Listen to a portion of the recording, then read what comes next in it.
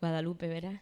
Después del tremendo accidente que tuvo, ¿verdad? Como el Señor la guardó, la preservó, la cuidó y sigue con la misma sonrisa. En todo momento Él sigue siendo Dios. Ujú. Dice Él, aunque estoy magullada por algunos lados, pero todo se va a enderezar. Así que le damos gracias, Señor.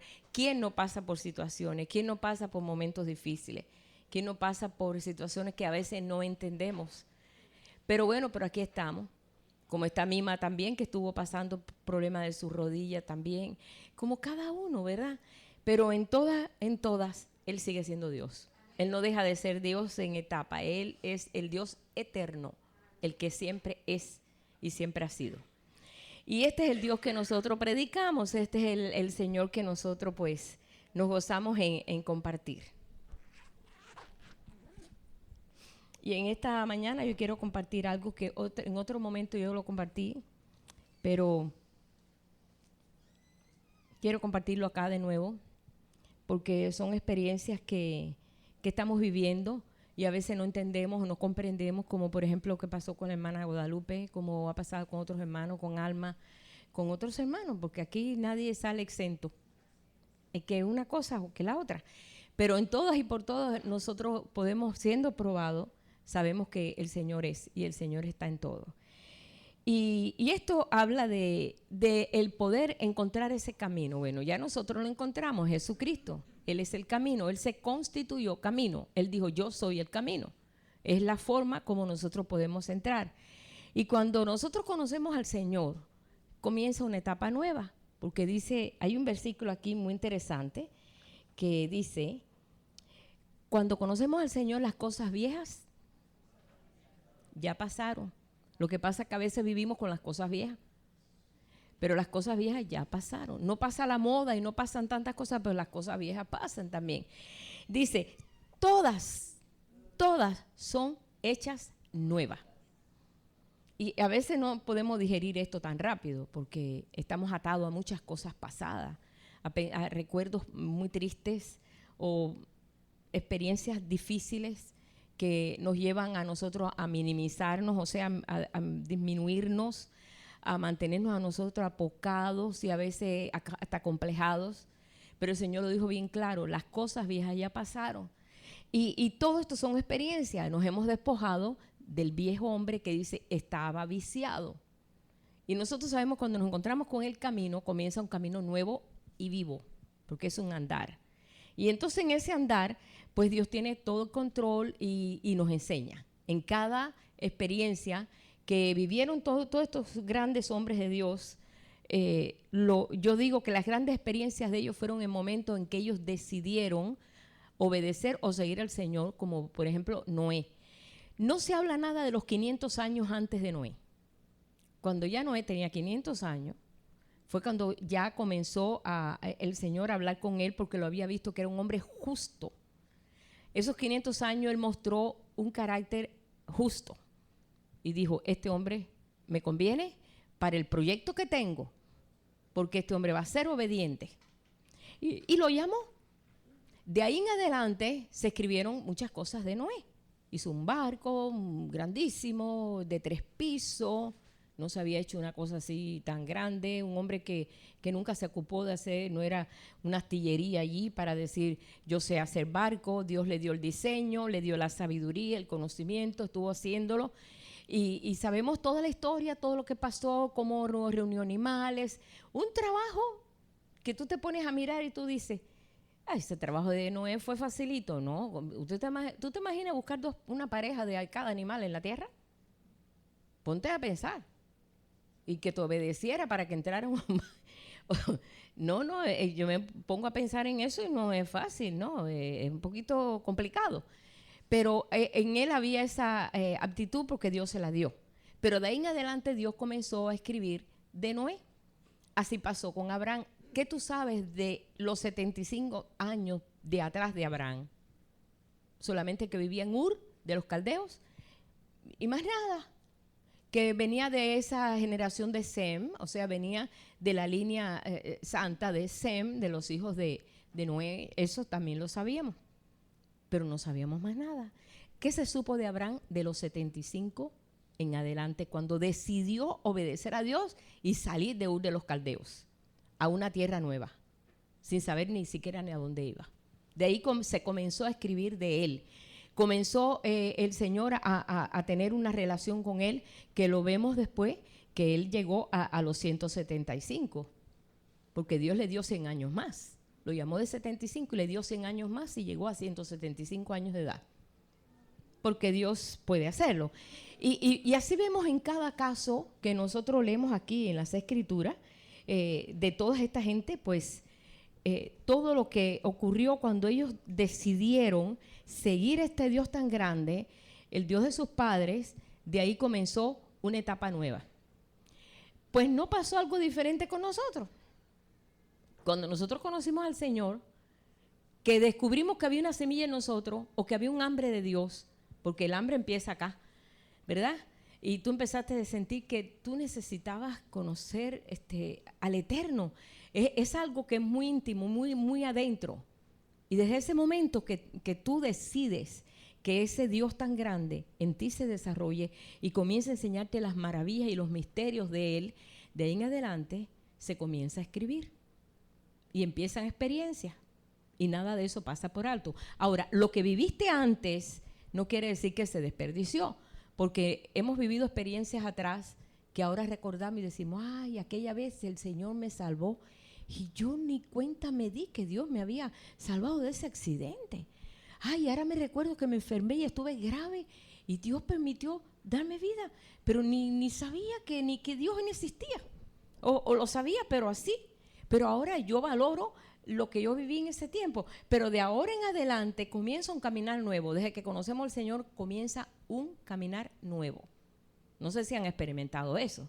Es una experiencia tremenda, porque todo cambia. Comienzas a ver las cosas desde otro aspecto, desde otro ángulo, no desde el ángulo que todo el mundo lo ve. Bueno, pues hay que crecer, después hay que morirse, y ahí viene otra generación y lo mismo, y qué aburrida la vida, ¿verdad? Así mucha gente piensa. Pero cuando estamos en Cristo hay un propósito en cada uno. Dios tiene un propósito para cada uno. Y cada experiencia que vivimos de ese momento que partimos de conocer al Señor, de ahí comienza una aventura. Llámale así porque es una aventura. Una aventura con tu Dios, porque ya tu Dios habita aquí. Y tú estás consciente que habita aquí. Porque antes pues sabíamos que Dios está en todos, porque es nuestro creador. Pero no teníamos conciencia que Él habitaba aquí, para nada. Nosotros vivíamos a como nosotros queríamos. Pero ya que tenemos conciencia, pues ya eso es diferente. Y ya nos sentimos impulsados a buscarle, nos sentimos impulsados a agradar a nuestro Dios, a ver cómo podemos agradar a nuestro Dios. Indagamos para conocer un poquito más de Él. Nos entra una ansiedad, un deseo, no voy a llamarle ansiedad, pero un ánimo de buscar a ver cómo es nuestra familia, porque venimos a ser parte de la familia de Dios, ¿sí?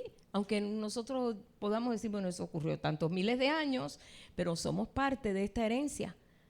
Nunca se te olvide que de ambos pueblos Dios hizo uno, y Jesús fue quien hizo ese trabajo, y se constituyó camino. Así que de ahí en adelante muchas cosas comenzaron a suceder. Esto ocurrió con Elías. De Elías no se conocía nada. Era un hombre del pueblo. No se sabía nada.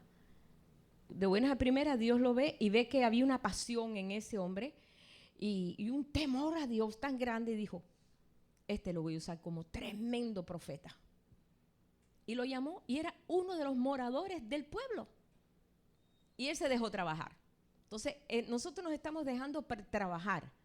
Tú estás en un proyecto, hermano, no importa ni la edad, ni las limitaciones que tengas, ni el poco conocimiento que tengas. Tú estás en un proyecto y es el proyecto de Dios. No es un proyecto cualquiera. Si cuando nosotros tenemos que hacer un proyecto de la tierra, de cualquier lugar, por ejemplo, un trabajo, y el proyecto es hacer esto, no le metemos el cuerpo y decimos, hay que trabajar en esto, hay que resolver este asunto y tenemos que ayudar. ¿No lo hacemos? Ahora imagínate el proyecto de Dios en nosotros. ¿Por qué? Porque hay un propósito. Somos gente con propósito. Hay propósito en cada uno. Dios no pasa por alto uno porque es mayor o uno porque no sabe. para el Señor no hay límite ni hay acepción de personas. El Señor no la hace. Nosotros la hacemos, pero Dios no la hace. ¿Por qué? Porque Él ve la capacidad que puede poner en ti. Si tú abres tu corazón, el Señor va a empezar a poner capacidad en cada uno de nosotros. Y esto lo vemos en todos ellos. De Elías nunca se conoció antes nada. Pero de ahí en adelante, qué vida tan apasionada la de Elías, que no le tenía miedo a nada. Y cuando tuvo miedo a alguien, que fue a Jezabel, él supo dónde refugiarse. Se fue allá al monte Sinaí, donde Moisés había tenido una tremenda experiencia con su Dios. Y él dijo, yo voy a tener una porque ya, pues, ¿qué hago? Aquí en esta situación, yo tengo que encontrarme con el propósito en Dios. ¿Y para qué todavía estoy en la tierra si soy el único profeta que existe? No sabía que había 7,000 más, no lo sabía. Dios no se lo reveló en su tiempo. Y allí el Señor le dio solución a todos los problemas. Le dijo, ve y unge a este hombre para que sea el rey de Siria, y unge no me recuerdo el nombre ahora, pero al rey que va a ser de Israel, que fue el que acabó con la vida de Jezabel, y unge a uno que va a ser tu ayudante, que va a ser Eliseo. Y resuelve todo este asunto. Y se resolvió todos los problemas. Y nadie pudo tocar un cabello de la cabeza de Elías, porque había buscado solución en Dios. Desgraciadamente a veces nosotros buscamos solución en otras cosas, pero él la buscó en él, y el Señor le dio la solución. Bueno, todas estas gentes que nos enseñaron algo, porque hemos aprendido de la vida, como Ricardo ya habló, de esa acción que tuvo Elías, no llovía 3 años y medio, y empezó él a orar para que esa nube se levantara, porque Dios le había dicho, va a llover, y no había nubes. Y comenzó ahí 7 veces, oró, y hasta que salió una nubecita chiquitita, y dijo, corre porque viene un aguacero, viene mucha agua. Y efectivamente fue una bendición tremenda, pero él lo vio en una nube del tamaño de la mano de un hombre. A veces nosotros no vemos ni la nube, por lo menos vio la mano del hombre, ¿verdad? La nube del tamaño de la mano del hombre. Y dijo, corre porque viene lluvia.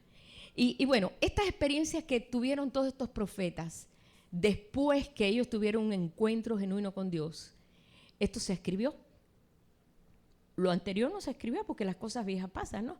Lo presente que ellos vivieron, y Dios vino para ellos a ser un Dios presente continuo. Un presente continuo es vivir hoy un presente, mañana un presente, pasado un presente. Porque ya mañana, pues ya este presente pues ya pasó, pero no. Ellos aprendieron a vivir el presente como un presente continuo, siempre presente. Dios es un Dios presente.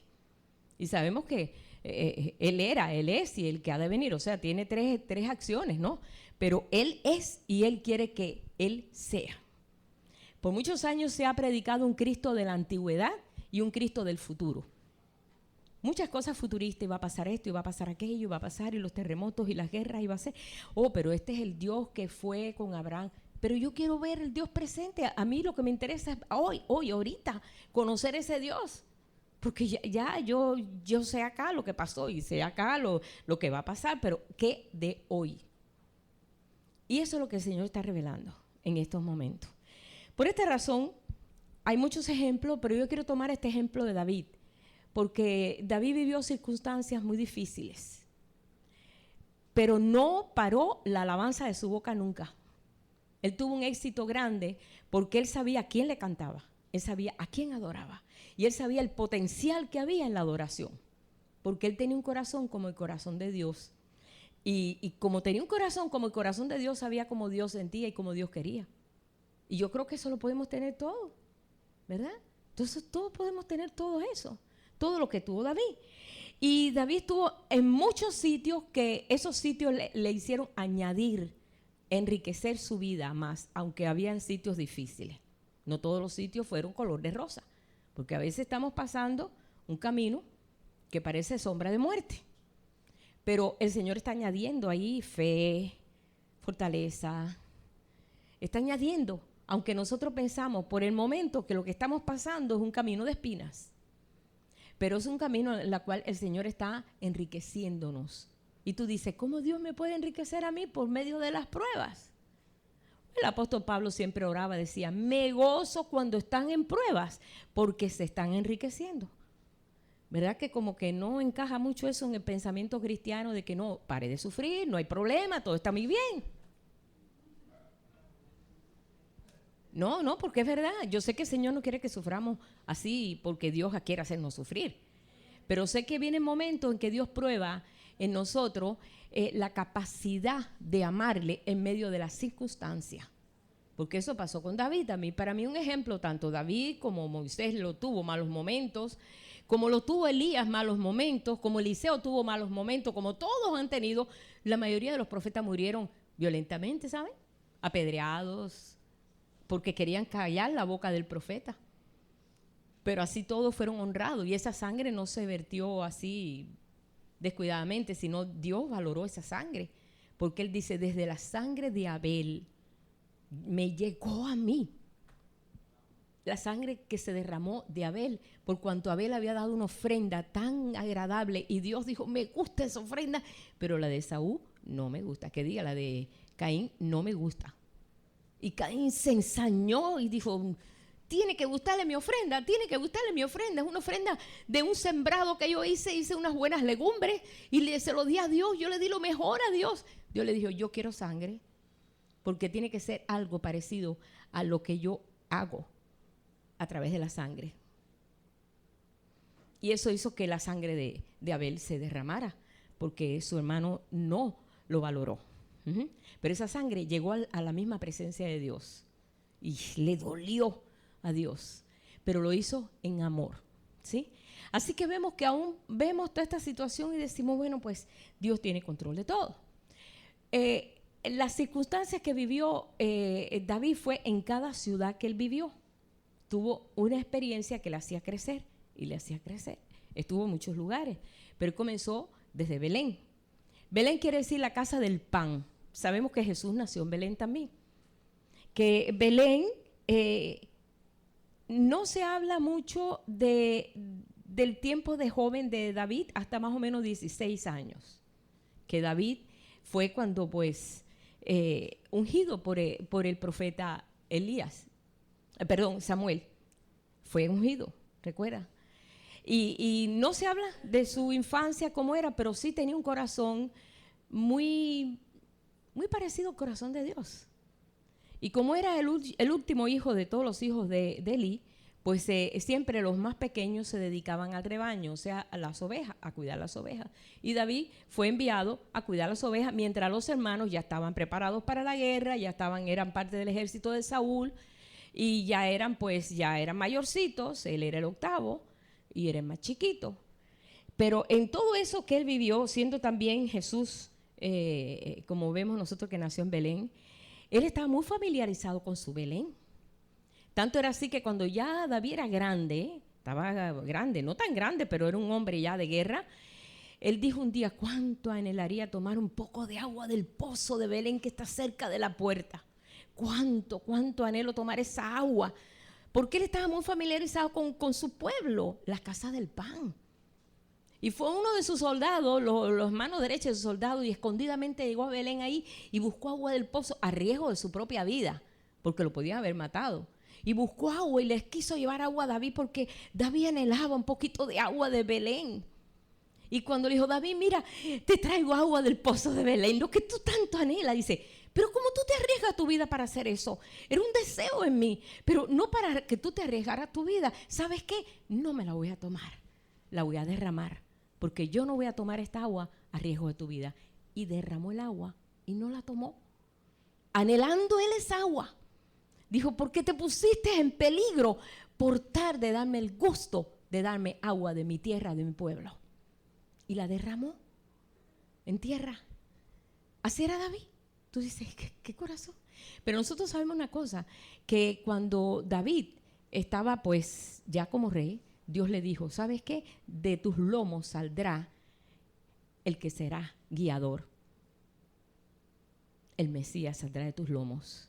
A través de tu descendencia va a venir el Mesías. Cuando ya pasó por todas las circunstancias, cuando ya pasó por todas esas ciudades de experiencia, Dios le dio la promesa. siempre habrá un regidor, pero el Mesías saldrá de ti, de tu descendencia saldrá, de la tribu de Judá, de ahí saldrá el Mesías. Y le dio este privilegio. Pero cuando eso, siendo joven David, pues viviendo en la casa del pan, pasándola muy bien, aprendió muchas cosas que el Señor tiene que enseñarnos a nosotros. Lo primero que aprendió es conocer la responsabilidad que le daba el Padre. Lo primero que aprendemos a nosotros conocer cuando conocemos al Señor es la responsabilidad del Padre. ¿Qué quiere Dios de mí? Señor, ¿qué tú quieres de mí? ¿Qué tú esperas de mí? Y David, pues, Padre, dime qué tú necesitas, Padre. Elí, pues necesito que me cuide las ovejas, porque tú eres el más chico, eres más responsable, los demás se tienen que ir a la guerra, pero tú como eres más chico, quizás tenía unos 16 años, 15, 16 años, y se fue al rebaño. Pero en el rebaño no solamente aprendió a cuidar ovejitas, a darle comidita, no, ahí aprendió a usar 4 tipos de armas. Él fue habilitado con 4 armas: una vara, un cayado, una honda y una flauta. Usted dirá, no, pero la flauta no es un arma. ¿O que no? La música es un arma de guerra. La música es un arma de guerra. 4 armas. Con esas 4 armas tú vas a resolver ahí en ese campo, y comenzó a entrenarse con esas 4 armas. ¿Para qué era la honda? Pues la honda es una arma de largo alcance. Él necesitaba una honda que sabemos que se usa con piedra, como le llamamos nosotros un tirapiedra, ¿sí? Una honda, ellos la tiran, y tenía que aprender a practicarse por si algún animal se acercaba al ganado, poderlo espantar. Y era un arma de largo alcance. Con esa arma tumbó a Goliat. Nosotros sabemos que con una sola piedra tumbó a Goliat. Había en él una fuerza tremenda para hacerlo, pero él estaba asistido por el Espíritu de Dios, y él lo dijo: conmigo está el Espíritu de Dios. Yo no necesito espada. Conmigo está el Espíritu de Dios. Con estas piedras cogió 5 y las llevó aquí. Pero eso lo aprendió en el campo. Eso lo aprendió en Belén. La primera experiencia de David fue en Belén. Allí aprendió a perder el miedo. Una de las cosas cuando conocemos al Señor, yo no sé cada uno de ustedes, pero yo tenía mucho miedo a morirme. La verdad les digo. Yo tenía siempre miedo a morirme porque yo no sabía dónde iba a ir, y que no iba a estar con mis padres, y a dónde me iban a llevar. Y a mí, yo una vez yo fui al cementerio, y yo vi muchos gusanos en una fosa abierta, y yo me espanté toda, y cucaracha y cuanta cosa. Ay, qué cosa tan horrible tener que vivir con eso. Pues sí, para mí era espantoso, era horrible, era horrible. Abrieron esa tapa de eso, bueno, pues yo no sé, las tumbas son diferentes a las de aquí, pero más o menos estilo España, México, tú sabes, que se abre la tapa y ahí se ponen los cajones, las cajas, se ponen pues 6 cajas y los osarios y todo ese lío. Cuando levantaron esa tapa, y yo como niña, ¿no? Millones de cucarachas. No hubiera querido ver a Mercedes allí, que le tiene miedo a las cucarachas. Y yo dije, Dios mío, qué cosa tan horrible. Yo le tenía mucho miedo. Yo vi gente ahogada, muerta. O sea, de lejos, porque yo vivía en la playa, y el patio de mi casa era el mar. Y los sacaban muertos.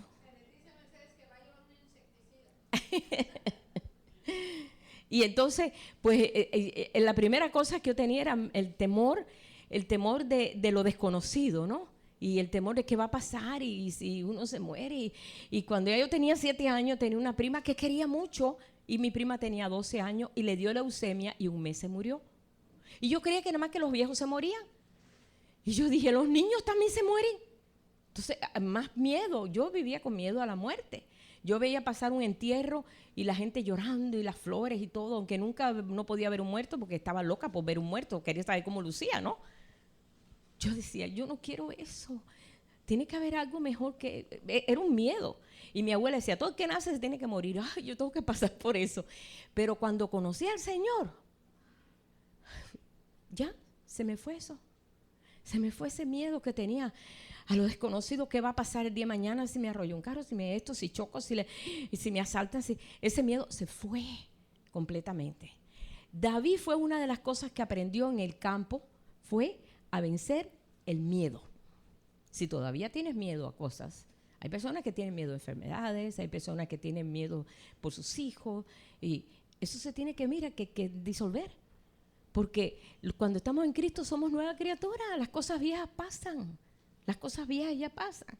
Y David ahí aprendió a vencer el miedo, aprendió a enfrentar las fieras, porque tuvo que enfrentar fieras, porque ahí venían lobos. Dice que oso, lobo, todo tipo, él se veía en el campo y veían los animales vienen a matar ovejas. Y más una oveja, que es fácil matar una oveja. Entonces él tenía que estar, ahí a la defensiva. Y él tenía que usar también el arma de corto alcance, que era la vara, que la vara es un tipo de, como una pieza de madera con una púa en el piso, en la parte de arriba, donde podía él pinchar a aquellos animales que se acercaban a robarle sus ovejas. Entonces él aprendió, se entrenó. Eso le ayudó a él a entrenarse, y aparte de eso, usar también el cayado, que aunque es un arma de amor, era lo que él usaba, es como una vara de madera de unos 2 metros de altura, bien alto, con una forma así como usan los pastorcitos, ¿no? Donde esa vara de amor, él podía traer las ovejas a él, aquellas ovejas que pues necesitaba sacarlas, él las usaba, y era una vara como cuando él escribió el Salmo 23, cuando dice, tu vara y tu cayado me infunden aliento. Cuando las ovejas veían que el pastor tenía la vara y el cayado, sabían que eran defendidos. Sabían que eran defendidos por amor, porque ahí estaba el cayado, y ahí estaba la vara, y aquí estaba la onda. Y después la flauta. La oveja es un tipo de animal que le da paz en la música. Entonces tocaba la flauta. Y David en ese tiempo, en ese campo donde pasaba horas y horas todas las noches, vigilia en la noche, él usaba los instrumentos que él comenzó a diseñar, porque David comenzó a diseñar instrumentos de cuerdas. Él empezó a ser diestro en el arpa y instrumentos. Un joven tan rústico, dedicado al rebaño, comenzó a dedicarse también a fomentar la música que sentía dentro de él y salía hacia afuera. Y ahí en ese campo comenzó también a inspirarse mirando las estrellas. De ahí escribió el Salmo cuando dice, cuando miro los cielos, la luna se dice a las estrellas. ¿Cuándo lo veía, hermano? En la oscuridad de la noche. Él se ponía a mirar. Digo, ¿qué es el hombre para que tengas de él memoria? Y el Hijo del Hombre para que lo visites, porque nos hiciste muy inferior a estas maravillas, Señor. Y él empezó a valorar la creación de Dios en ese campo. Donde parecía que estaba perdiendo el tiempo, no. Cuando nosotros estamos en el programa de Dios o el plan de Dios, no hay pérdida de tiempo. Todo nos enseña. Hasta las experiencias de los demás nos enseña. Decimos, mira esta experiencia que tuve. Mira, la persona esta. Pues ahora me doy cuenta que esto me puede ocurrir a mí. Déjame. Y entonces nos ayuda. Todo nos ayuda porque estamos en la escuela de Dios. Y por esta razón él comenzó a descubrir la grandeza de Dios en aquel campo en la noche. Hay muchos salmos que hablan de la creación. Hay otros salmos que dice, de Jehová es los cielos y la tierra, el mundo y los que en él habitan. Y él comienza a declarar todas esas maravillas. Los cielos cuentan la gloria de Dios. Y la expansión denuncia la obra de sus manos. Comienza a ver todas esas maravillas que nosotros ahora estamos viendo más cerca porque tenemos los telescopios esos, ¿verdad? Espaciales, que nos ha ayudado todavía a ver más cerca lo que no podíamos ver con nuestros ojos. Y todo eso David lo veía en la noche. Y eso empezó a anchar su corazón y comenzó él a ensanchar su corazón y a valorar la obra de las manos de Dios. Y por supuesto valorar, decir, bueno, yo soy parte de este proyecto. Y en medio de todo eso, mirando él todo esto, Dios miró su corazón y dijo, lo quiero como rey de Israel. Lo quiero como rey de Israel. No está en la línea real de Saúl. Saúl ya era rey. Ustedes saben que los reyes tienen la dinastía. O sea que todos tienen que tener la misma dinastía. Tienen que ahí sentarse en el trono, el hijo, después el hijo, después el hijo. Y esto era un proyecto que no encajaba, ¿ves? En lo que es en la costumbre. Mas, sin embargo, Dios vio la calidad de corazón que había en David. David no perdió el tiempo. David aprovechó el tiempo para buscar ese Dios porque dice que tenía un corazón como el corazón de Dios. Un corazón de amor, de misericordia. Cuidaba sus ovejas, las cuidaba como se cuidaba él mismo. Las valoraba, las amaba, las mantenía cuidadas. Ustedes saben que el cuidado de ovejas no es un cuidado fácil, hay que saber cómo guiar unas ovejas. Pero ahí fueron los primeros pasos de David. Ahí en Belén, como decía, cuando vemos nosotros en la vida, porque Jesús nació en Belén, ¿sí? En Belén Jesús, el león de Judá, se convirtió en cordero. Ustedes van a Apocalipsis y van a ver que cuando ellos miran, Juan mira y está llorando porque nadie puede abrir el rollo, le dice uno de los ancianos, no llore, el león de la tribu de Judá ha vencido. Dice, pero cuando yo miré vi un cordero.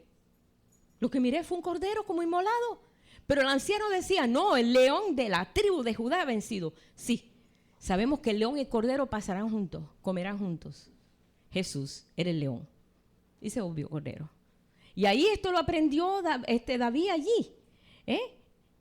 ¿Cuánto más nosotros que somos leones y nos tenemos que convertir en cordero? Un cordero es una ovejita bebé, noble, tiene la calidad, o sea, el carácter de ser dirigida y todo eso porque el Señor es quien nos dirige, ¿no? Ese es el carácter del cordero. Es una ovejita de antes de un año de nacido, o sea, de un año, de 0 a 1 año, ya 1 año ya es oveja. Es alguien que necesita ser protegido, guiado, enseñado. Eso fue Jesús. Jesús fue guiado por el Padre en todo momento. Pero bueno, vamos a David. Yo siempre comparo a David con Jesús, porque es un tipo Cristo, ¿sí? Pero bueno, David, estando en el campo, lo manda a buscar el profeta Samuel. Y le dice, Isaí, yo vengo venía con la redoma de aceite. Dios le dijo, ve y unge a uno de los hijos de Isaí. No le dijo quién. Ve y unge a uno de los hijos de Isaí, porque a él he elegido como rey de Israel. Y entonces lo mandó a buscar a todos los hijos. Pero claro, David era un muchachito, no tenía edad para nada de estas cosas. Y llamó a sus hijos. Y Dios le dijo, ninguno, ni este, ni este, ni este, ni este, ni este, ninguno de esos es, no, ninguno tiene un corazón como el mío. ¿Hay alguno más? Y entonces fue cuando Isaí dijo, bueno, hay uno que está ahí en el campo, está cuidando las ovejas, y dice, mándamelo a buscar. Cuando llega, Dios le dijo, este es. Pero no había capacidad de él para ser un rey, no tenía edad.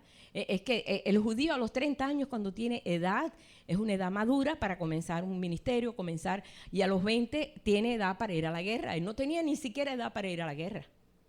Pero Dios lo escogió. Yo quiero a este, úngemelo. Lo ungió y le dijo, así dijo el Señor, yo te unjo como rey sobre Israel. Y lo ungió. Y se volvió para el campo. Él no dijo, no, espérate, aquí yo me siento en un trono porque yo voy a ser heredero. Como él tenía un corazón como el de Dios, no era un corazón orgullo, ni un corazón prepotente de creerse ahora porque yo me ungió a mí el profeta Samuel. Samuel era Mr. Samuel, no era cualquier profetica, era el Samuel. Y a mí me ungió Samuel, así que yo soy una persona designada para un ministerio muy importante. No, él siguió otra vez cuidando las ovejas. Él se dedicó, bueno, el Señor dirá cuándo y en qué tiempo y cuándo será eso. Bueno, pues está bien. Y se fue a cuidar las ovejas. La casa del pan ya se había hecho para él el lugar de entrenamiento primero. Inmediatamente, cuando pasa un tiempito, no sabemos qué tiempo pasa, el rey necesita a alguien que le ayude en un problema espiritual. Imagínense, un rey que necesita una asistencia espiritual. El rey Saúl estaba endemoniado. Imagínense, eso no se podía anunciar en ningún lado. Lo tomaba un espíritu inmundo y lo volvía loco. Pues necesitaba a alguien que le tocara música. Porque desde ese tiempo de la antigüedad sabía que la música ayudaba a ese problema espiritual. Por eso mucha gente cuando está, yo lo vi en el hospital, a Wilford Hall, cuando fui una vez ahí al hospital de niños, que habían niños en el departamento, habían varios niños muy graves. Y me acuerdo que tenían un radiecito y les ponían música. porque el médico le había dicho a esas hermanas, bueno, esas personas, era una filipina, era varias personas, porque ustedes saben que es un hospital del ejército, y le tenían música. Y al niño que habíamos ido a orar, pues le tenían música cristiana. Dice, no, porque es buena la música. Fíjense, la ciencia médica. Pues ya esto se sabía hacía muchos años, que la música ayudaba y cooperaba para la salud. Y entonces comenzaron a buscar a ver quién era capacitado para ese tremendo trabajo, para hacer un paje de armas, que era un buen trabajo, no era el trabajo de ovejas. ¿Y a quién? Pues quién tenía que ser alguien que tuviera muchas características. Realmente era difícil encontrar una persona que pudiera hacer ese trabajo y que no se fuera a rumorar por ahí de la condición del rey, que estaba loco, porque era el rey. Ustedes saben que las figuras estas se esconde mucho todos los efectos y todos los problemas que tienen, porque resuena mucho. Ya David, en ese tiempo, ya se oía hablar de David. Ya la unción que había sido puesta en David se empezó a ver, porque la unción se ve, hermano. Cuando tú eres ungido, cuando el Espíritu de Dios está en ti, emanas algo, tu trato con los demás cambia, tu actitud cambia, hasta tu expresión cambia. Y ya David comenzaba a ser sonado en Belén. Y todo el mundo decía, oye, el hijo de Isaí, oye, qué muchacho tan correcto, y qué bonito toca, y toca el arpa, y eso que cuida las ovejas. No, pero es muy prudente, es un callado, muy obediente. Empezó a tener muchas características, y eso llegó a oídos de Saúl. Y le dijo uno de sus siervos, óyeme, yo conozco uno que se llena de todos los requisitos. Mira, toca bien, es prudente, es inteligente y es hermoso, porque no podía tener un cocomacaco allí para ir a estar al lado del rey. Sí, no podía tener un feo ahí para que estuviera al lado del rey, porque desentonaba. Saúl era hermoso, hermano. Saúl era hermosísimo. Era entre todo el pueblo de Israel el más alto, de hombros arriba, le llevaba toda la cabeza. Era un tipo apuesto. No iba a tener al lado una basura, ¿no? ¿Verdad? Y David era hermoso, rubio, hermoso, como dice aquí en las escrituras, de hermoso parecer. Así que tenía todas las características. Dijo, tráiganmelo. Y sabe tocar muy bien. Tráiganmelo. Y entonces David empezó a congeniar con el rey, y había ya la sabiduría que le daba el Espíritu de Dios. No tenía miedo a un loco, porque eso es lo primero. Tú vas a tratar con un endemoniado, y si tú tienes miedo, mejor deja ese trabajo, porque tú no sabes lo que va a hacer. Un día Saúl le tiró la lanza y él se movió y la lanza quedó clavada en la pared, porque la locura le daba por matar. Así que él tenía que ser valiente, pero todo eso lo aprendió en Belén, en la casa del pan. Y David fue llevado a Gabá, es donde realmente quiere decir colina o altura, y eso allí es realmente lo que era la capital del reino, Gabá, que Gabá está a unos 7 millas de por ahí de Belén, cerca de Belén. Y entonces él fue para allí, y en aquella ciudad real él comenzó a desarrollar, y él se llevó su arpa. Se llevó su arma de guerra. No podía usar un arma de guerra que no fuera, aunque era el paje de armas. Dice que él lo declaró en Primera de Samuel, capítulo 16, verso 21. Lo declaró su paje de armas. Pero si vamos aquí al 16, pero 23 dice, y cuando el espíritu malo de parte de Dios venía sobre Saúl, David tomaba el arpa, no tomaba la espada, tomaba el arpa y tocaba con su mano, y Saúl tenía alivio y estaba mejor. Y el espíritu malo se apartaba de él. Cuando él enseguida, David veía que los ojitos se le ponían así medio raros ahí, que se empezaba a salir algo ahí raro, tenía que discernir. Enseguida cogía el arpa y él se ponía a tocar, y el espíritu se apartaba. Ustedes ven cómo la alabanza a Dios cambia las cosas. Lo estuvimos compartiendo el otro día, que tú dices, ¿pero cómo? Ajá, hay un misterio en la música. Apacigua nuestra alma, calma nuestra alma, Por eso David decía, bendeciré a Jehová en todo tiempo, su alabanza estará de continuo en mi boca. Y mucha gente cuando está en esa situación lo menos que hace es cantar. ¿Por qué? Porque parece que algo que no encaja, ¿no? Pero ese es el arma de guerra de Dios, su música. Bueno, él ahí aprendió en Gabá, que Gabá quiere decir colina, ahí comenzó a poner en práctica ya lo que aprendió aquí en el campo. Es lo que nosotros pues vamos aprendiendo aquí y vamos aprendiendo de cada detalle, de cada problema que estamos pasando, aprendemos y se va enriqueciendo este espíritu que nosotros estaba pues muy debilito, porque cuando conocimos al Señor no teníamos conocimiento de nada y comenzamos a enriquecernos con las experiencias y con todas las cosas que el Señor permite. Y todo esto le ayudó a él a sobrevivir en medio de una situación hostil, porque había momentos buenos y vivía en palacio. Ahora, fíjense, por un momento hubieran pensado, ese hubiera sido el pensamiento quizás de alguno de nosotros. Yo hubiera pensado así. Caramba, Dios ya me trajo al palacio.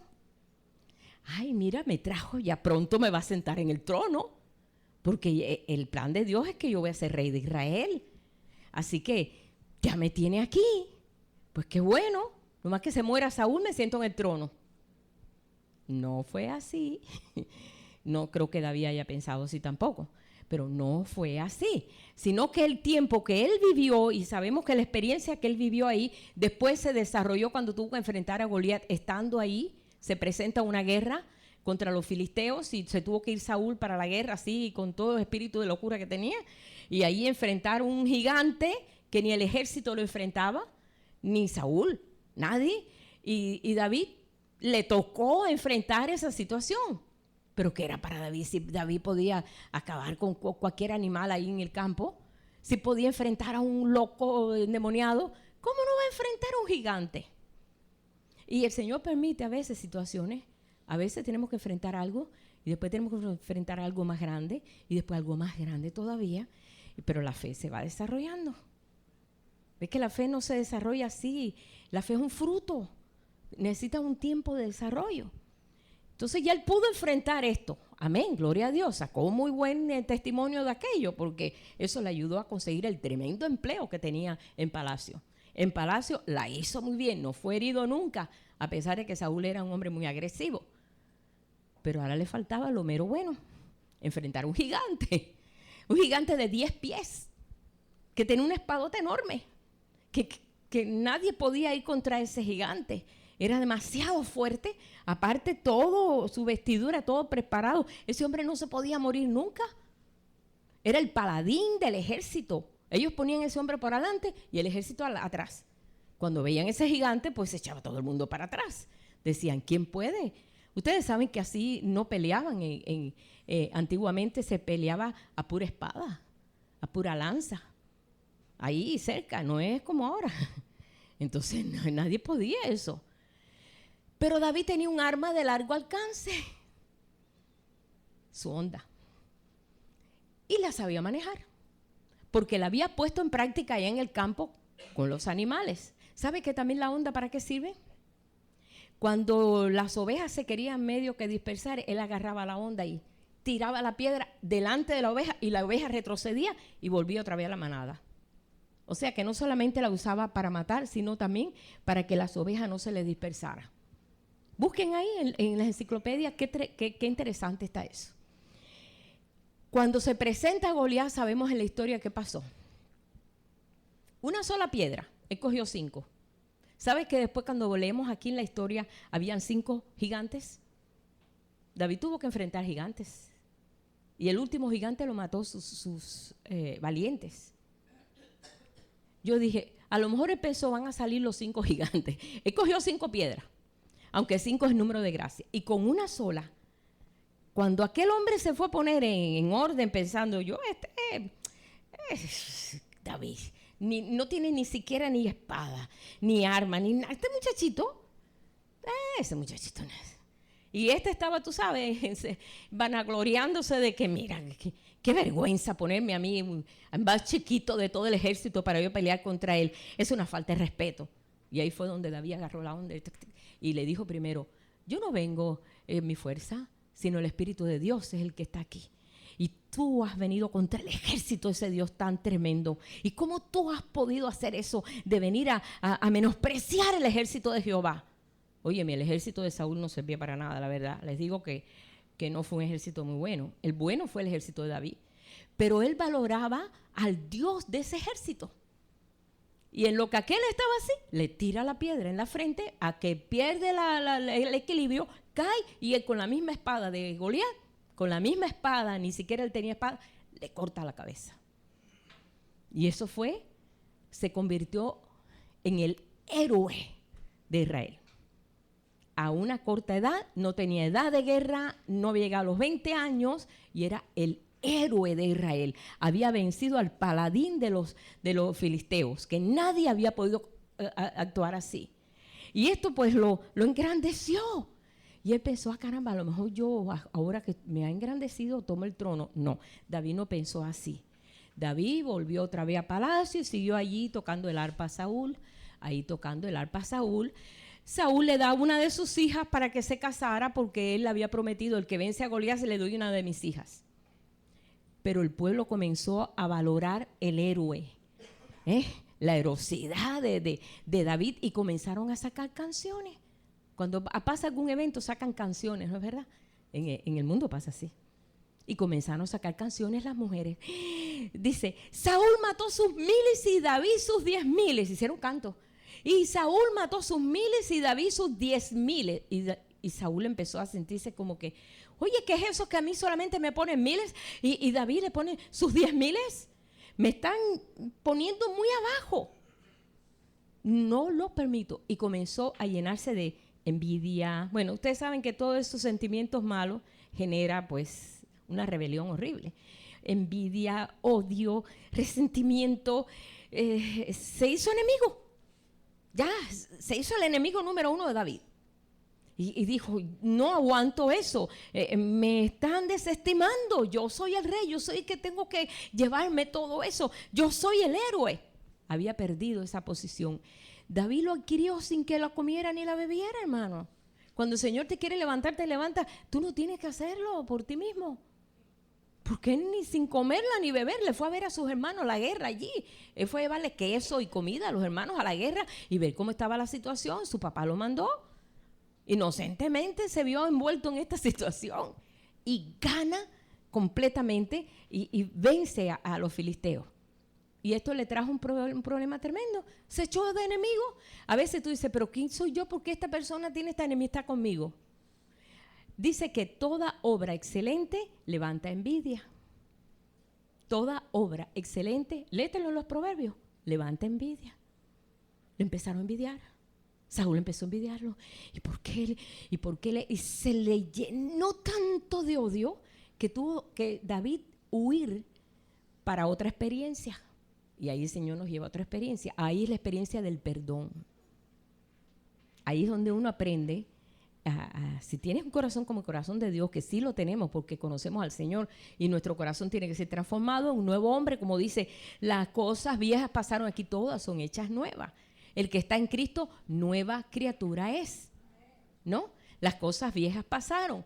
Todas esas cosas viejas tenían que pasar. Y David, de buenas a primeras, tiene un enemigo que era su suegro. ¿Cuántos han tenido suegros de enemigos? Son muy famosas las suegras malas, sí. Yo he oído mucho, hay muchas historias de suegras malas. Yo espero no serlo. Mi suegra fue maravillosa. Yo nunca jamás he tenido una queja de mi suegra, nunca. Bueno, todos la conocieron. Pero también uno es probado. Dice que de ahí él tuvo que irse a vivir a una cueva, hermano. Se tuvo que vivir a una cueva. Qué cosa tan humillante. Un hombre que ya era paje de armas, ya era capitán del ejército, ya el grado había subido, ahora capitán del ejército porque lo constituyó como capitán del ejército. Ya no era paje de armas solamente, ahora tenía una posición, su uniforme, tenía gente a su disposición, estaba en palacio viviendo, muy bien todo, de buenas a primeras. El Señor le cambia la residencia y lo manda a una cueva. La cueva de la prueba, Adulam. Ese fue Adulam. Adulam quiere decir la cueva de la dificultad. Viene la dificultad. Ay, Dios mío, tan cómodo que yo estaba en palacio, tan tranquilo que yo estaba allí en palacio, que todo, mira, se me daba comida excelente, trato con el rey, tan bien. Y de buenas a primeras, David tiene que huir porque se echó de enemigo, sin quererlo, al rey y todo el ejército, porque el rey manejaba el ejército. Y del palacio vino a parar una cueva. Adulam está como a 15 millas de Jerusalén. Yo pasé por esa cueva. La cueva está vacía. O sea, queriendo decir, ya no. Para mí fue una de las partes más importantes cuando fui a Israel, ver la cueva de Adulam. Porque yo dije, wow, pensar que David estuvo ahí metido, qué horrible. Vivir en una cueva, qué cosa tan horrible. Pero ¿sabes qué? En esa cueva, David fue inspirado a escribir salmos. Cuando estamos pasando por dificultades, el Señor, si realmente estamos nosotros valorando que Dios está tratando con nosotros porque somos el proyecto de Él, ahí van a salir muchas cosas muy buenas y muy ricas. Y David escribió un salmo, que es el Salmo 57, que lo escribió allí en aquella cueva. Y digo, ¿cómo tenía tiempo para escribir y para ser inspirado y para, en medio de esa dificultad, hasta su esposa se la dieron a otro hombre? O sea que fue humillado en todo aspecto. Su familia llegó a la cueva para soportarlo y él dijo, no, regrésense a otro pueblo, aquí no pueden estar. Y vinieron 400 hombres que oyeron que David estaba viviendo en una cueva, o sea que estaba en una situación de huyendo, y dijeron, ay, vamos para allá. Todos eran lo peor que había. Gente endeudada, gente, como dice aquí, bueno, hay aquí una pila de, hay un montón de versículos aquí, personas que estaban amargadas de espíritu, así dice en Primera de Samuel 22:11, dice, endeudados, afligidos. Él se hizo jefe de esa congregación. ¿Se imagina una congregación de gente afligida, amargada, endeudada, gente que ya no se valoraban, lo peor? Y él se hizo jefe de esos 400. ¿Sabes qué? Ese fue el ejército más tremendo que tuvo David. Se convirtieron en héroes. Pero en ese momento no lo eran, por supuesto. Tenían que pasar algunas experiencias. Pero si el caudillo que era David, no se paraba bien en la roca y declaraba realmente de que el que estaba en él era más importante, de que ellos estaban luchando las batallas de Jehová, no sale un ejército bueno de ahí. Ellos vieron el ejemplo de David. Y ahí en Adulam, que es la cueva de la dificultad, dice en Primera de Samuel, vamos a leer ahí un momentito en Primera de Samuel, capítulo 22, verso 1. Quiero nada más que vean ahí donde estaba. Yéndose luego David de allí, huyó a la cueva de Adulam, y cuando sus hermanos y toda la casa de su padre lo supieron, vinieron allí a él y se juntaron con él todos los afligidos, todo el que estaba endeudado y todos los que se hallaban en amargura de espíritu. Imagínate una congregación así. Y él solo, ya no son ovejas, ahora son un montón de gente con tremendos problemas cada uno. Y fue hecho jefe de ellos y tuvo consigo como 400 hombres. Allí aprendió relación, que es lo que pasa nosotros como cuerpo de Cristo, como pueblo de Dios, como que somos, pues estamos en la iglesia, somos gente de diferentes idiosincrasias, diferentes países, diferentes pensamientos, pero uno en Cristo. Entonces aprendemos a veces, nos ofendemos y no nos damos ni cuenta a veces, y tenemos que aprender en ese aspecto a perdonar, a tolerar, a consolar, porque a esos que estaban amargados y afligidos, David tenía que consolarlos. Si consolaba y ayudaba a Saúl, que estaba endemoniado, que era un hombre riquísimo, ¿cómo no iba a ayudar a esta gente que no tenían esperanza de nada? Entonces él tenía que estar ministrando a esa gente y dándole palabra. No sabemos qué detalles vivió él con esos valientes, que no eran valientes en ese momento, eran personas, eran desecho humano, personas que ya habían dicho, ya hasta aquí llegué. Y ese fue el trato que él tuvo en ese tiempo. Y tú dices, wow, el Señor nos lleva de gloria en gloria, de gloria en gloria. Porque esa la verdad que fue una gloria bien baja. Pero ahí escribió este salmo, que este salmo es precioso. David tenía que ser probado en todo. Y pues tenía que ser probado. Y también Salmo 57. Y quiero que ustedes se vean en esa cueva metido. Ahí en esa cueva donde hay mucha humedad, donde pues quizás hay alimañas, animales, la soledad, bueno, todas las limitaciones. Dice el Salmo 57, si ustedes lo leen arriba, dice, al músico principal sobre no destruyas, Micman, de David, cuando huyó de delante de Saúl a la cueva. Ese es el título que tiene el Salmo. Ten misericordia de mí, oh Dios, ten misericordia de mí. Porque en ti ha confiado mi alma y en la sombra de tus alas me ampararé. Hasta que pasen los quebrantos, clamaré al Dios altísimo, al Dios que me favorece. Él enviará desde los cielos y me salvará. David nunca decía, ay, pues ya está todo perdido. No, David no. Yo creo que ese debe ser el corazón de Dios. No está todo perdido. Hay esperanza porque me salvará, ¿no? De la infamia del que me acosa. Cuando dice Selah, es como un tiempo de silencio. En el Salmo, cuando usted lea Selah, es como una meditación. Una meditación. Dios enviará su misericordia y su verdad. Mi vida está entre leones. Así lo estaba en el campo, pero él aprendió a vivir entre leones. Estoy echado entre hijos de hombres que vomitan llamas. Esos 400 que le rodeaban no era lo mejor. Sus dientes son lanzas y saetas y su lengua espada aguda. Está hablando también de todos aquellos que hablaban contra él. Mentiras. ¿Cuánta gente se ha levantado a hablar contra uno? Mentiras, han levantado calumnias. ¿Cuántos no han tenido que sufrir calumnias? ¿Cuántos no hemos tenido que sufrir mentiras y cosas en contra de uno? Esas son espadas, dice, su lengua son espadas agudas que vienen a lastimar. Exaltado sea sobre los cielos, oh Dios. Eso me encanta, porque David en medio de la aflicción tenía fuerza de decir, exaltado sea sobre los cielos, Dios. Sobre toda la tierra sea tu gloria. Hermano, él no perdió en ningún momento la visión. En ningún momento perdió la visión.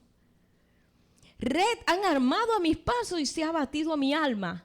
¿Quién no se abate, hermano? Cuando se nos encoge el alma, lo hemos sentido, ¿no es verdad? Una tristeza muy grande que tú sientes que se te arruga algo por acá adentro. Y tú sientes y como que ya de ahí no hay más nada. Él lo sintió también. Jesús lo sintió también. Mi alma está triste hasta la muerte, dijo Jesús. O sea, que sabía lo que era estar abatido. Dice, hoyo han cavado delante de mí, en medio de él han caído ellos mismos. Pronto está mi corazón, oh Dios, mi corazón está dispuesto. Cantaré y trovaré salmos. Hermano, una de las cosas que el Señor nos ha enseñado en este último tiempo que nos ha tocado vivir, estamos viviendo en la etapa final de todo este proyecto de Dios desde hace 2000 años, donde Él dice que los postreros tendrán esta gloria que no la tuvieron los primeros. Y es que sabemos que hay un potencial tan grande en no perder de vista lo que Dios ha puesto en nosotros y no callar nuestra lengua en esa alabanza a Dios. Y David estaba consciente de eso. David lo sabía. Dice, cantaré y trovaré salmos. Despierta, alma mía, despierta, salterio y arpa, despierta. Porque, hermano, no había ánimo. A veces no hay ánimo. Tenía que tocar en medio de aquellos afligidos, aquellas personas que estaban alrededor de él que no tenían el mismo espíritu de él, ni la actitud, ni tenían ni siquiera ni la visión de él. Y él tenía que en medio de ese obstáculo levantarse y decir, Dios mío y Señor mío, rescátame, yo estoy aquí en tus manos y yo te canto y te sigo cantando. Despierta ese salterio, que se despierte en mí el deseo de alabarte en medio de esta dificultad que estoy viviendo. ¿Y sabes qué? Dios le despertaba. Me levantaré de mañana, te alabaré entre los pueblos, Señor, cantaré de ti entre las naciones, porque grande es hasta los cielos tu misericordia y hasta las nubes tu verdad. Exaltado sea sobre los cielos, oh Dios, sobre toda la tierra sea tu gloria. Ay, se levantaba David Y aquellos hombres lo veían. ¿Cómo este hombre puede estar así? Un hombre que fue el caudillo de Israel y tiene tantos enemigos y el rey lo anda buscando para matar. ¿Y cómo puede tener ese ánimo de cantarle a ese Dios que lo ha llevado a esta situación? Porque mucha gente dice, ¿dónde está tu Dios? ¿Dónde está tu Dios? A ver, ¿dónde está tu Dios? ¿Dónde se metió tu Dios? ¿No le decían así a Jesús cuando estaba en la cruz? Oye, tú que sanabas, bájate, vamos, sánate a ti mismo. Médico, cúrate a ti mismo. A Jesús le decían eso, lo zaherían con palabras y con canciones, dice. Se burlaban de él. Tú que tenías el gran poder de abrir ojos de ciego y de levantar muertos, baja de la cruz, mira, sálvanos, como decía el otro que estaba crucificado. Sálvanos a nosotros también, mira cómo estamos. Y el Señor no abría su boca. No abría su boca, porque tenía que ser así, prudente aún en medio de esa prueba. En toda esta situación que vivió aquí David, posiblemente fueron como unos 6 años huyendo delante de Saúl. Huyendo, porque allí él aprendió a valorar la unción en los demás. David sabía que David estaba ungido una vez. Sabemos que David fue el único rey que fue ungido 3 veces, pero solamente había sido ungido una vez de niño, de muchachito. Y Saúl había sido ungido también. Y él dijo, yo puedo matar a Saúl.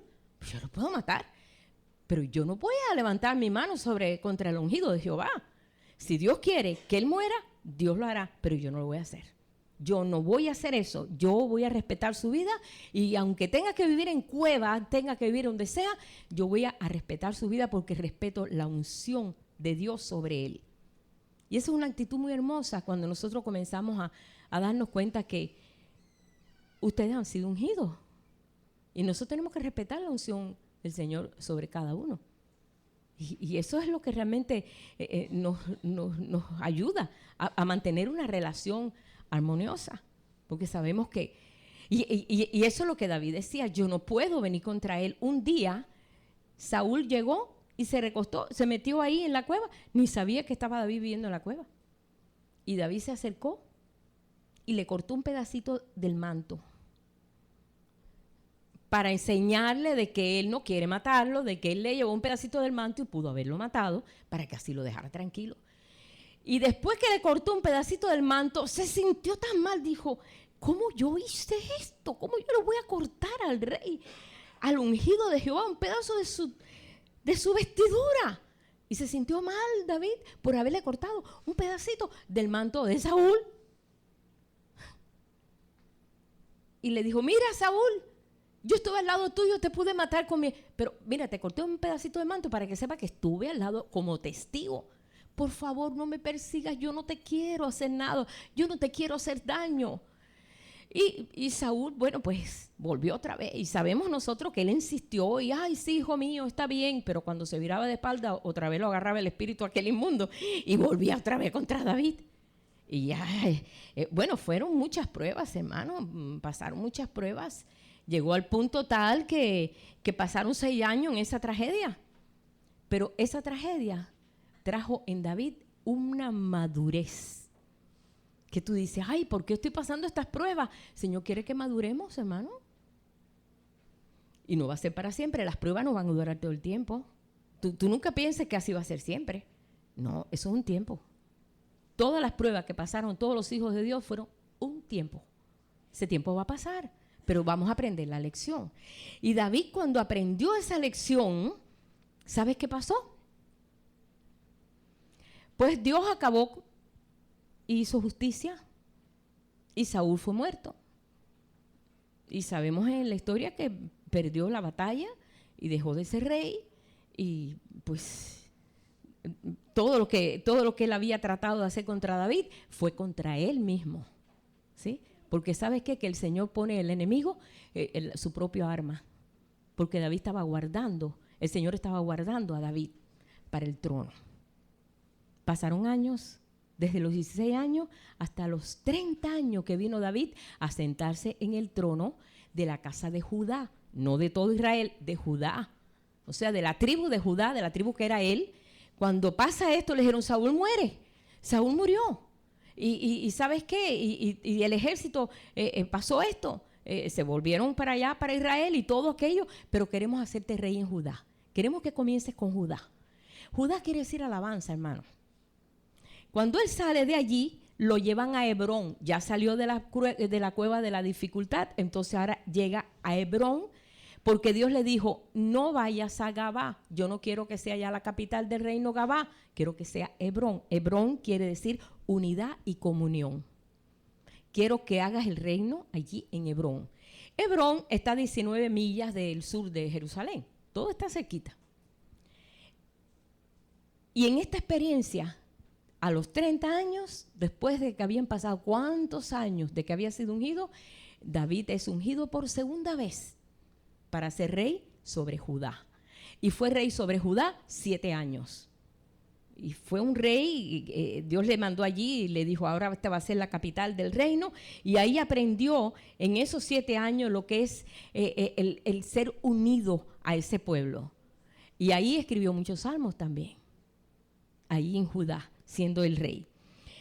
Pero dice aquí que él comenzó a fortalecerse en ese tiempo, ahí en segunda de Samuel, capítulo 2, verso 1.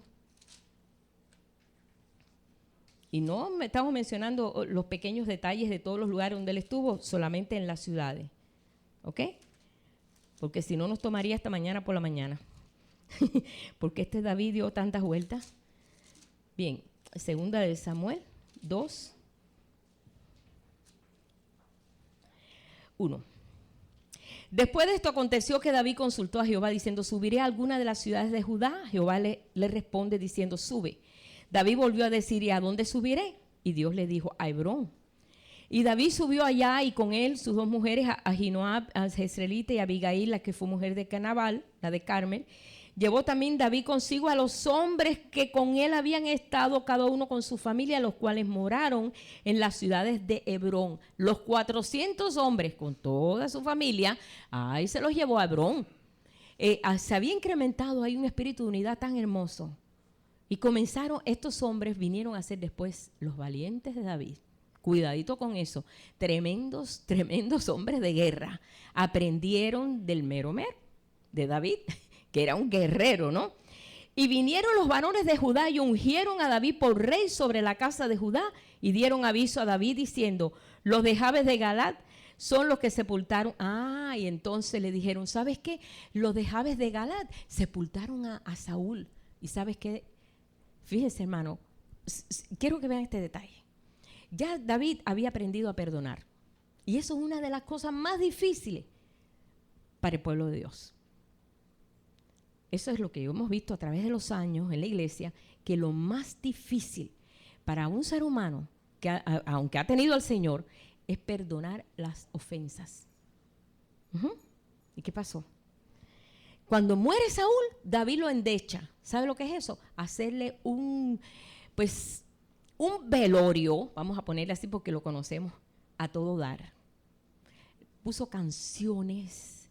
Dijo, ¿cómo han caído los fuertes, los valientes? ¿Qué valientes? Si Saúl ni valiente era, pero él lo veía como valiente. ¿Cómo han caído los valientes? Lo lloró, se enlutó, 40 días guardó su luto, porque lo amaba, hermano. Amaba, Saúl era su suegro, él lo amaba. Él no tuvo nunca ninguna enemistad con Saúl. Saúl tuvo enemistad con él. ¿Cuántas veces hemos tenido personas enemistad con nosotros? Nosotros no tenemos enemistad con ellos.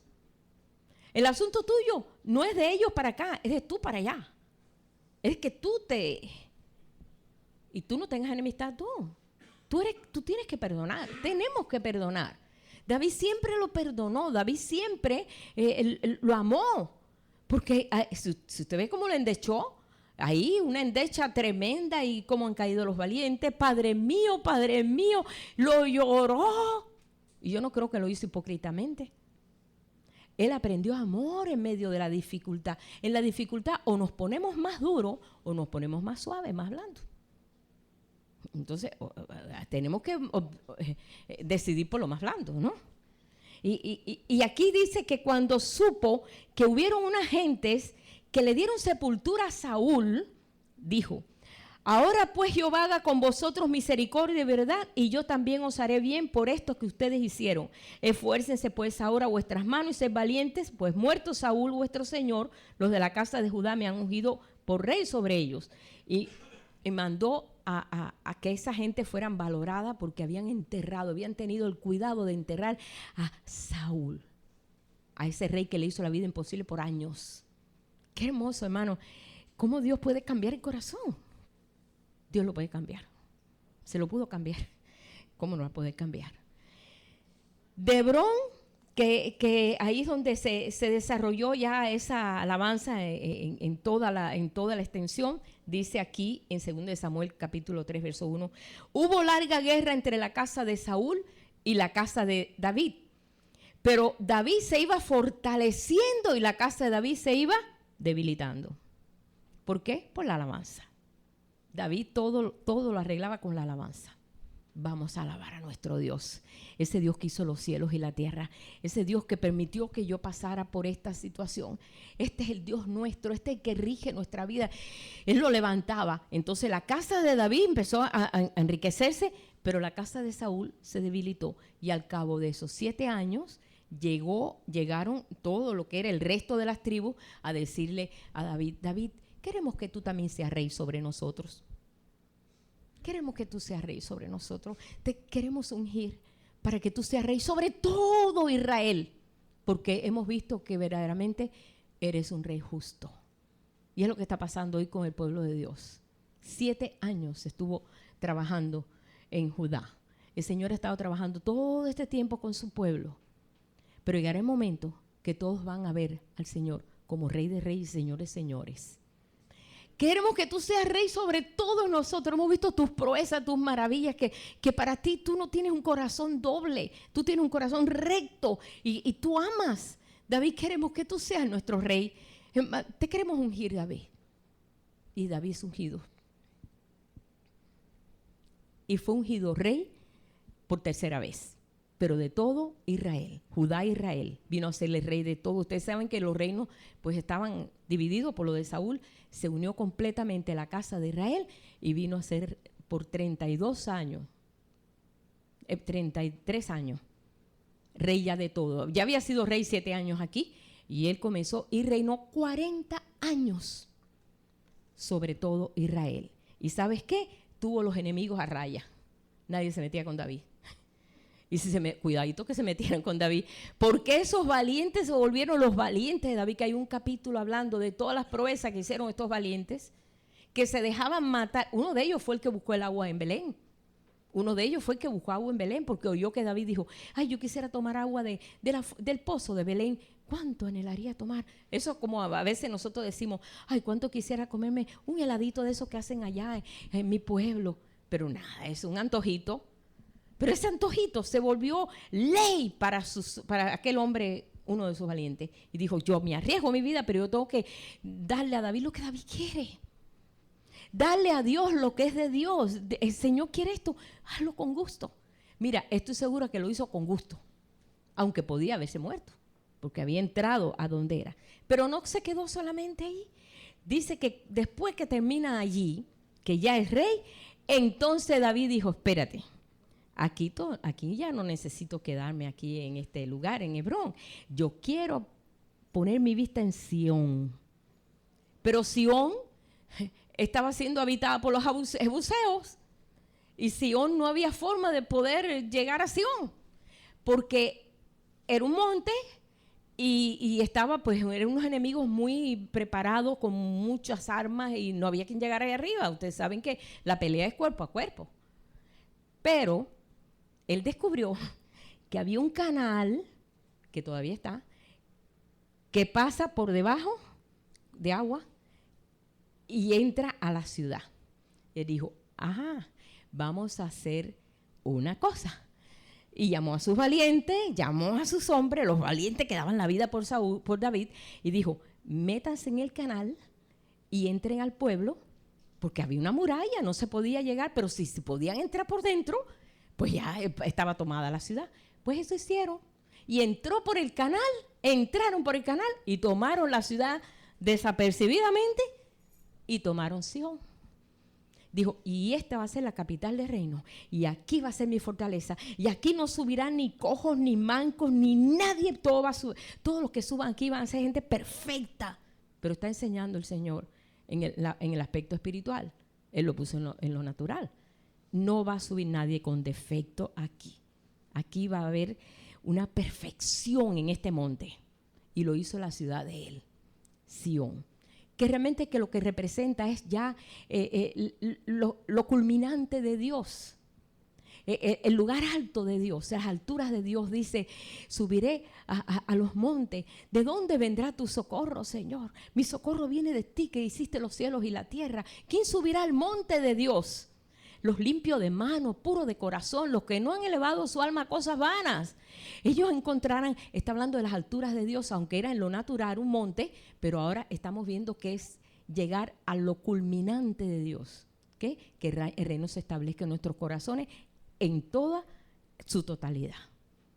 Y ahí David estableció y se estableció en Sión, y allí levantó después y trajo el tabernáculo y lo puso en Sión. Dice, ahora todo el pueblo va a adorar a este Dios y todo el pueblo va a escuchar las alabanzas 24 horas al día, y aquí se va a manifestar su gloria. Y ese era el plan de David. Ese es el plan del corazón de Dios, el deseo de que todos realmente saborearan las alabanzas de Dios, y solamente podían hacerlo de esa forma. La historia de David es una historia muy fascinante realmente, porque todas esas pruebas él supo esperar en medio de las dificultades, en medio del tiempo pues espacioso, en medio del tiempo pues difícil, peligroso. Él aprendió, valoró, le sacó provecho. A veces nosotros no le sacamos provecho porque estamos tan enfrascados en nosotros mismos, en nuestros problemas, y se nos olvida que tú eres un proyecto de Dios. Tú eres un proyecto. Somos proyectos.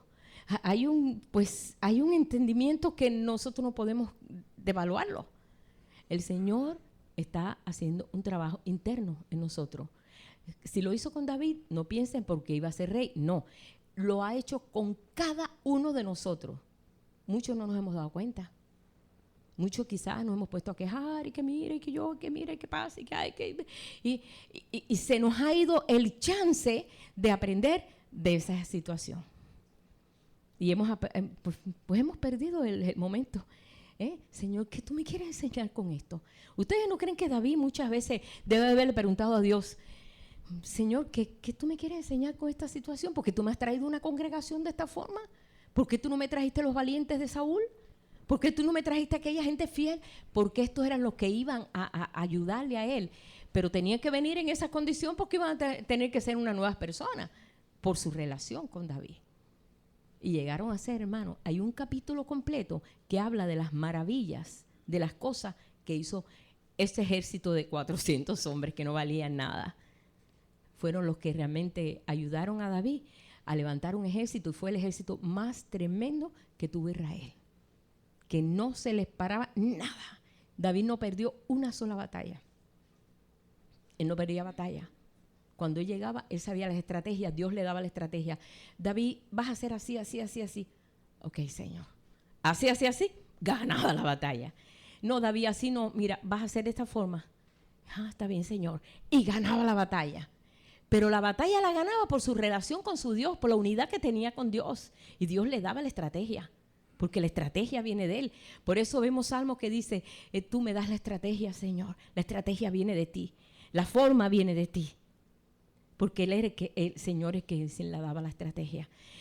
No estamos nosotros viendo a David como una persona aparte. Es un ejemplo de los muchísimos ejemplos que tenemos en las Escrituras, para que nosotros sepamos que cada paso que nosotros nos movemos, o cada situación, aún en medio de equivocaciones, porque las podemos tener. Podemos tener equivocaciones, o podemos haber, a veces hasta imprudentes hemos sido, y a veces hasta hemos dado una palabra que fuera de lugar. Pero ¿para qué está el perdón? ¿Para qué está nuestra relación con el Señor? Y dice, Señor, perdóname. David tuvo equivocaciones, hermano. David una vez contó el ejército. Dios le dijo, no cuentes el ejército. Yo puedo ganar la guerra sin que tú tengas que contar el ejército. Pero David quería saber cuántos tenía. Le salió la beta de hombre, ¿no? Pues sí. Y hasta su jefe le dijo, el capitán que tenía, ¿no? El general que tenía, le dijo: David, no hagas eso es una locura. Tú sabes que quiero saber cuántos hombres tengo. Y eso, por haber hecho eso, murieron muchos. Muchos murieron. Dios envió un castigo. Y hasta que él no llevó y se presentó a Dios, a adorar a Dios y llevar una ofrenda a Dios: Señor, ya para, Señor, no mates más. Entonces la espada de aquel ángel paró y no murieron más. Y aprendió la lección. Y Dios no le dijo: ¿vas a dejar de ser rey? No. Perdóname, Señor, jamás volveré a hacer eso. Supo cómo hacerlo. Hubo, pues, consecuencias hay. Cuando uno tiene una equivocación mala, tiene consecuencias, porque la consecuencia viene. Pero en Dios está siempre levantarte. En Dios está siempre respetar y amarte y empujarte para seguir adelante. Nada de estas cosas nos detenga, hermano. Nada de estas cosas detuvo a David. David pudo vencer en medio de todo aquello y esperar que en medio de todas las dificultades sacó algo muy bueno. El oro se refina a puro fuego, ¿verdad? A puro fuego. Recuerda cuando el hermano Eddie estuvo trabajando en New York, en un lugar donde refinaban oro. Él nunca había visto cómo se refinaba el oro y estaba sorprendido. Dice: mientras más fuego, más brillante el oro. Dice: ahora entiendo por qué pasamos por fuego a veces. No es precisamente que oremos para pasar por fuego, no lo vaya a hacer, sino que el Señor sabe en su sabiduría, en cada situación, ahí vamos a sacar el fruto. Así que este proyecto no es para perder, este proyecto es para ganar. ¿Ok? Hay un trono esperando por ti. ¿Sabes que hay un trono esperando por ti? ¿No te animas? ¿Qué dice el Señor en la iglesia de la Odisea? El que venciere se sentará conmigo en mi trono, así como yo he vencido, y me senté con mi Padre en su trono. Entonces, ¿hay un trono que te está esperando? Pues sí, pero comienza a elaborarlo desde ahora. Mira, yo quiero que lo leamos y vamos a ponernos en pie para leer ese versículo ya para terminar. Vamos a leer. Esa es la última iglesia, la Odisea. Verso 21, capítulo 3 de Apocalipsis. En el 20, vamos a leer el 20 para cerrar ahí con el 20. He aquí yo estoy a la puerta y llamo. Si alguno oye mi voz, abre la puerta, entraré a él y cenaré con él y él conmigo. O sea, en esa comunión que el Señor quiere llevarnos, ¿no? Y el que venciere en esta relación, o sea, el que realmente pues incremente esta relación y esté consciente que Dios te tiene a ti como un hijo con planes, que eres un proyecto de Dios. El que venciere en esto, le daré que se siente conmigo en mi trono. Hay un trono esperando por ti, ¿sabes? Y esto no es para que se nos suban los humos a la cabeza, ¿no? Porque a David no se le subieron los humos a la cabeza. Dice: así como yo he vencido y me he sentado con mi Padre en su trono, de la misma forma que él venció, nosotros vencemos también. Así que tú no eres David, ni yo soy David, pero hay un trono. Y estamos esperando en este plan tremendo. No deseche la enseñanza de Dios en medio de lo que tú caminas. Tu vida es un camino, Él es el camino. Él se constituyó camino, yo soy el camino, yo soy la verdad y soy la vida. Camina a donde yo te llevo. Yo soy ese camino. Si Él está en nosotros, estamos caminando con Él. Y Él nos va a enseñar cada paso que tenemos que dar. Y de cada paso, saca provecho. Aprende. Vamos a aprender. Es tiempo de aprender. Es tiempo de conocer todas estas cosas. Padre, te damos gracias por este día y estos testimonios que Señor, tanto David como Samuel, como Eliseo, como Jonás, como tantos otros profetas, Señor, que nos dejaron un legado tremendo, Señor, porque nos enseñaron no solamente pues de las escrituras tu pensamiento, sino las acciones que ellos tuvieron y cómo tú aprobaste esas acciones, Señor, en ellos y cómo ellos aprendieron a caminar y a oírte y hablar y cómo aprendieron y cómo el fruto se desarrolló en ellos, Señor, y a veces en forma tan triste y tan fuerte que tuvieron que pasar situaciones difíciles.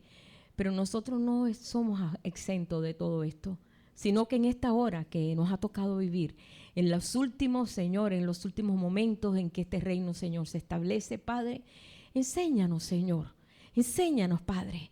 Enséñanos a poder, en medio de nosotros, Señor, poder relacionarnos, poder entender lo que es el espíritu de unidad, Señor, contigo, unos con otros, el amor a ti, Padre, el perdón unos por otros, Señor, el poder entender que cuando vienen las dificultades, tú nos vas a sacar de eso, pero no vas a traer una enseñanza a través de todo esto. Señor, enséñanos a valorar nuestro caminar diario, Señor.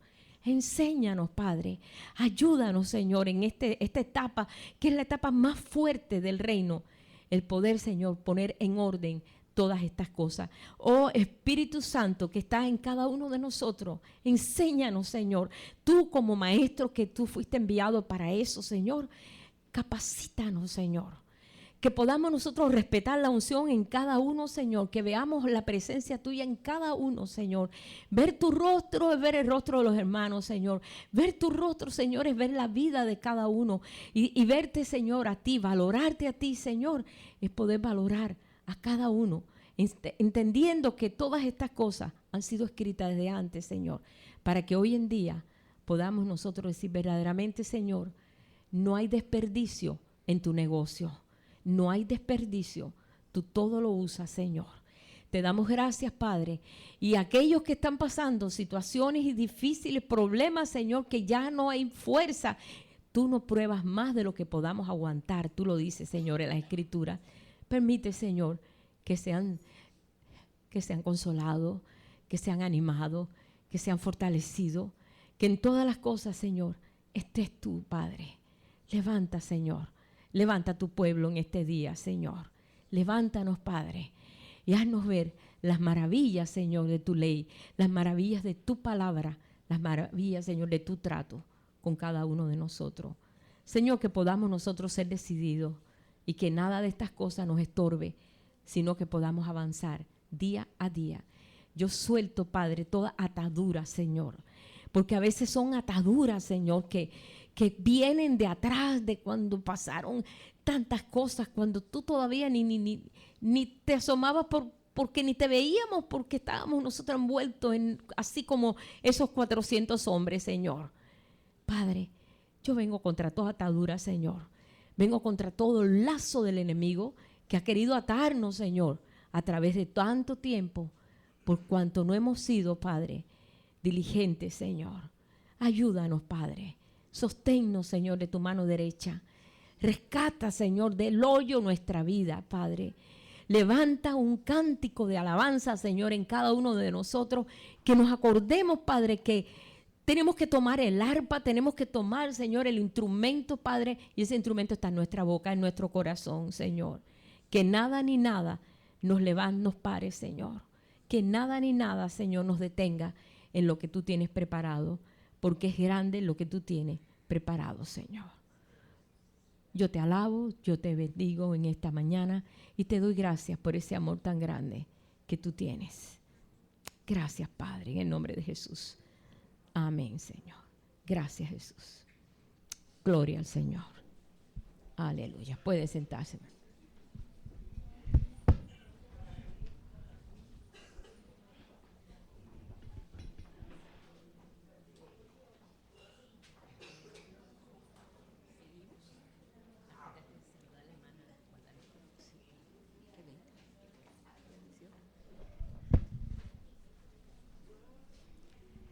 Buenos días, hermanos, que el Señor los bendiga. Seguimos con el orden de nuestro servicio. Le damos muchas gracias al Señor por nuestra hermana Guadalupe, que está aquí en medio nuestro. Nos gozamos, hermana, en verla. Que el Señor la siga fortaleciendo. Y nos gozamos en esta mañana de ver a todos nuestros hermanos aquí. Vamos a orar por la ofrenda y por los diezmos, por favor, hermanos. Que el Señor les bendiga. Bendito Dios y Padre, te damos gracias en esta mañana, Padre. Gracias, Señor, primeramente por esta palabra, Señor, que tú has traído, Padre. Gracias, Señor, porque con esta palabra, Señor, yo sé que traes liberación en medio de tu pueblo, Padre. Gracias, Señor, porque nos estás enseñando, Señor, día con día, Señor, a tomar conciencia, Señor, de nuestros actos, Padre. Te damos gracias, bendito Dios. Y ahora, Padre, te damos gracias por estas ofrendas y diezmos, Señor, que se van a levantar en este momento, Padre. Bendice también ahí, Señor, al dador alegre, Padre. Suple ahí, Señor, a toda necesidad que haya en medio de tu pueblo, Señor. Aquel que necesita un trabajo, Señor, que tenga una necesidad, Señor. Sabemos, Señor, que tú eres el proveedor, Señor, y a ti acudimos, Padre. Te damos gracias, Señor, en el nombre de Jesús. Amén y amén y amén. Que el Señor me los bendiga, mis hermanos.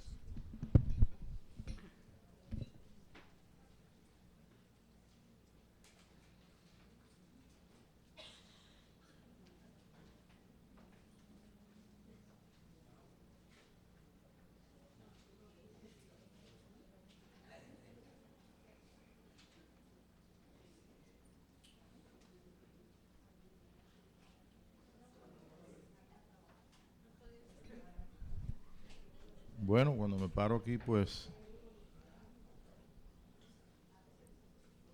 vamos a decir algo cuando me paro aquí. Sí. Vamos a aprovechar ahora, siempre usted sabe que no todo el mundo, no todos llegamos a la misma hora para comenzar, pero sí sabemos que comenzamos, ¿no es verdad? No sabemos cuándo terminamos, pero más o menos. Pero también hay personas hermanos, que te tienen que ir temprano. Y creo que si algo nosotros podemos hacer bien en esta mañana es recordarnos de aquellas personas que están padeciendo, que están en gran necesidad. Recordemos que nada se escapa, el gobierno de Dios está en todo. A veces no entendemos, pero la mayoría de las veces, ¿no? Pero realmente, como me preguntó una vez una hermana, ¿por qué el hermano tal está enfermo si es pastor? ¿Qué tiene que ver con si se siente mal, que sea pastor o que sea médico, que sea algo? Entonces confundimos aquella cosa que nos dicen en la religión de que los buenos Dios los trata bien y los malos pues los castiga. Como quiera, pues es algo que estamos ajustando por el tiempo que estamos ajustando. El viernes en la noche, la última palabra que le dije a los hermanos acá es: nos veremos el domingo en el trono. Y yo creo que la exhortación que en esta mañana y la reflexión que vimos de David nunca perdió su visión de que estar en el trono. Y saben que esa es la meta de cada cristiano, de cada hijo de Dios en la tierra. Tal vez no lo sepa, a lo mejor se creen que viven aquí en la tierra para portarse bien o mal o regular, pero con la idea de que Dios nos va a ayudar para ir al cielo. ¿Ok? Entonces vamos a hacer una cosa, vamos a usar este tiempo para recordarnos, para traer aquí en medio nuestro aquellas personas que están en necesidad. Si lo hacemos al final, bueno, yo sé que algunos hermanos se lo pierden porque realmente tienen que irse, ¿no? Pues tenemos otras cosas que hacer. Espero que nadie se vaya por hambre, ¿no? si no, nos quedamos un ratito más. Bueno, vamos a hacer esto, vamos a estar entonces llevándolos al trono de la gracia y vamos a hacerlo desde el trono de nuestro corazón. ¿Saben cuánta cantidad de gente tenemos aquí en este día? Mire, toda la gente que usted tiene en su corazón vinieron con ustedes no lo deja afuera. Ahí se van a quedar todos estos amigos y hermanos y familia, los voy a dejar afuera y voy a entrar yo solo a adorar a Dios, ¿no es verdad que no? Nunca, dice el Señor, donde hay 2 o 3 reunidos, ahí estoy yo. Nunca dice una sola persona, 2 o más. Y yo creo que tenemos bastante aquí. Yo no sé cuánta gente vive en tu corazón, pero yo sí sé una cosa: todos los que tú amas viven ahí en tu corazón. ¿Hay espacio suficiente? Sí lo hay. En el de Jesús hubo espacio para toda la humanidad y para nosotros que no existíamos. Entonces ese es el amor de Dios. Y nos hemos visto hoy, yo les dije a los hermanos el domingo, nos vemos el domingo en el trono. Yo no sabía que Tere ni ella lo sabía el viernes que iba a dar. Bueno, entonces vamos a ponernos en pie para hacer ejercicio. 5 minutos. ¿Ya tienen preparados? ¿Ya aparecieron ahí la gente que está en su corazón? Hermana Samerón, ¿ya? Ella siempre pide por los nietos. ¿Ustedes también todos? ¿Ya lo tenemos todos? Me avisen cuando estén listos. ¿Verdad que amamos a mucha gente? ¿Los tenemos dentro de nosotros? Bueno, vamos a preguntarle al Espíritu de Dios. Cierre sus ojos y vamos a preguntar al Espíritu de Dios.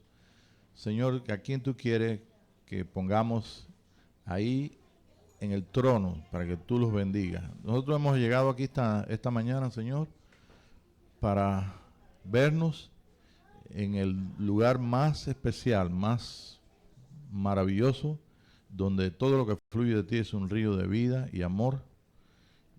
Y nosotros pues nos imaginamos, Señor, porque la imaginación nuestra está de acuerdo a tu verdad. Gracias porque eso es una realidad que vivimos. Amamos a los que amamos. Y si rechazamos a alguien, también lo sabemos. Pero nosotros desde tu trono de gracia hemos traído nuestros corazones para que tú bendigas a nuestros amados y a los que están en necesidad. Ahí los ponemos, Señor, delante de ti y te damos gracias por ello. Te damos gracias por la hermana Guadalupe que está convaleciendo, pero ya se vio aquí en esta mañana, la vemos aquí en esta mañana. Y te damos gracias porque tú has preservado la vida con propósito. Y cada uno de los que estamos respirando aquí en esta mañana, tenemos un propósito para obrar, para actuar y para bendecir al mundo entero y a los que tú digas en nuestro corazón y en nuestra boca. Gracias por la presencia tuya que nosotros experimentamos en esta mañana todos juntos. Unimos nuestros espíritus con tu espíritu en un solo espíritu de amor y misericordia y paz para que el reino tuyo se acerque más a aquellos que lo ven lejos, Señor. Gracias porque tu reino se ha acercado, está aquí en medio de nosotros. Estamos en tu presencia, tú vives en nuestros corazones y también estás en espíritu aquí. Tú estás aquí con nosotros. Ese es tu trono, ese es tu reino y esa es tu realidad en nuestras vidas. Gracias por la oportunidad de adorarte, bendecirte y llevarte a ti, Señor, con todo nuestro corazón a aquellos que necesitan. Gracias, Padre. En el nombre de Jesús. Amén.